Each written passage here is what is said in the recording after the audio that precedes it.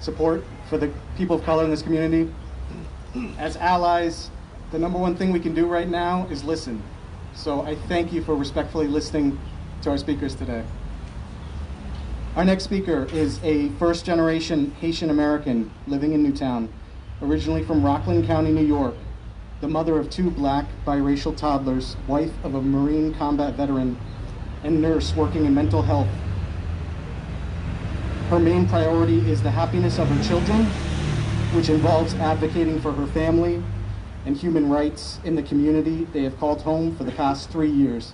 Please welcome Nurlan Foote.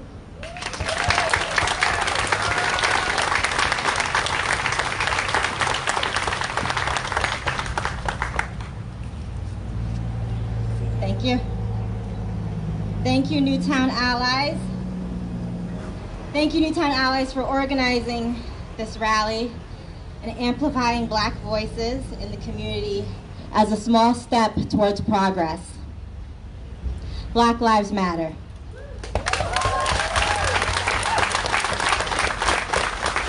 Maybe you've seen me in town, maybe you haven't. Maybe you've waved when you've seen me, maybe you haven't. Maybe we've chatted, maybe we haven't. Maybe you've said I looked exotic or tropical, like a drink at a tiki bar. Maybe you haven't. Maybe you've asked to touch or reached out to touch my hair, like I was some limited edition doll high on the shelf. Maybe you haven't. Maybe you asked if my biracial children are mine. Maybe you haven't. My name is Nurlan. It's a beautiful day to talk about ugly things, uncomfortable things. I'm here to talk to everyone, but mostly I'm here to talk to parents because I'm a parent. I'm navigating this with you guys as a parent of toddlers. And I believe that the teaching starts at home.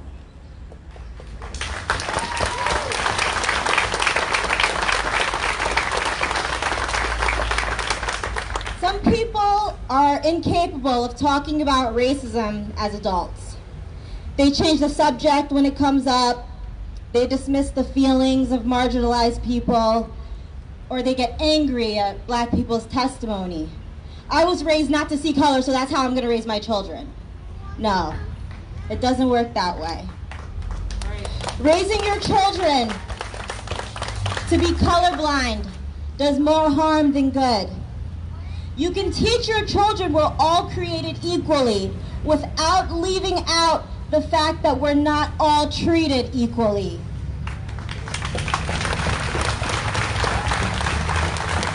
It's the aversion to talking about racism that will hinder progress.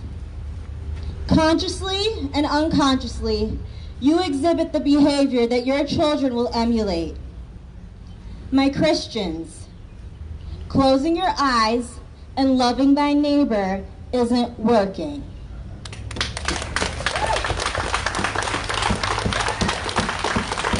Open the dialogue. Open the dialogue with your family members. Open the dialogue with your children.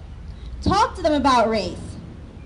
Call out ignorant or racist statements from your family members instead of making excuses about how that's just the way our uncle is. Racist children become racist teenagers become racist adults, and racist adults throw your resume in the garbage because your name sounds too ghetto.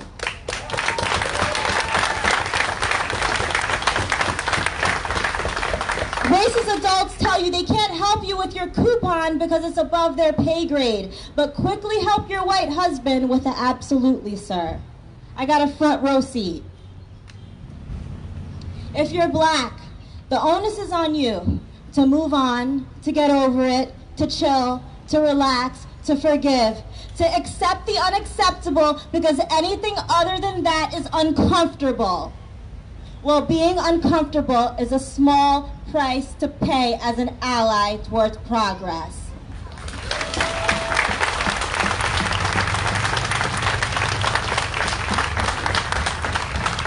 In the grand scheme of things, your discomfort is nothing as it compares to people losing branches off their family trees. Be uncomfortable at one of Breonna Taylor's killers being arrested after a law was passed in her name. Be uncomfortable at misconduct complaints that are being racked up like loyalty cards. Be uncomfortable when you hear, it's unfortunate that he died, but. Be uncomfortable when you hear that Black Lives Matter is a terrorist organization, when you know that Black Lives Matter was created by women after Trayvon Martin did not receive justice.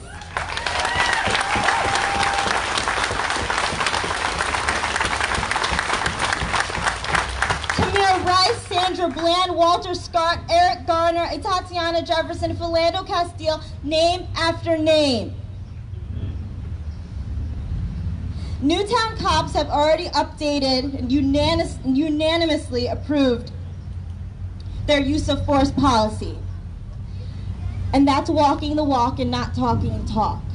And that is also a step. Newtown cops have also had open discussions with people in the community, and I hope that will continue. Teachers. Right after parents are the teachers. The fact that there is an Instagram page of Newtown High School alumni telling stories about overt racism, daily microaggressions, and faculty members dismissing their complaints is heartbreaking and angering. And when I look at these years, it's class of 2020, 2019, 2018. Imagine raising your child to hold their head high. My children will be attending this school in 10 years. So imagine raising your child to hold their head high, raising your child with confidence, sending them out into the world to learn, and they come back to you broken, or they don't come back to you at all.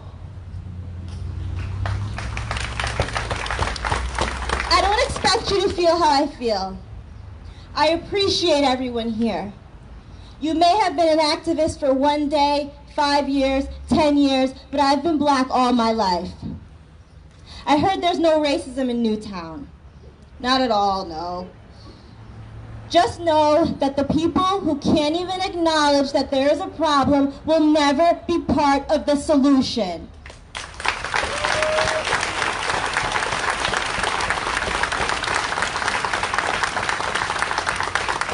This is a shift. It's a weird shift. Like Danielle said, it's an awakening. People are waking up. But I have hope in Newtown. I love this town. I moved to this town to raise my children. I'm from a town just like this town, but it's called New City. I have hope in Newtown, and I have faith that things will get better. Is it a false hope? I don't know. Thinking about it makes me uncomfortable. Black Lives Matter.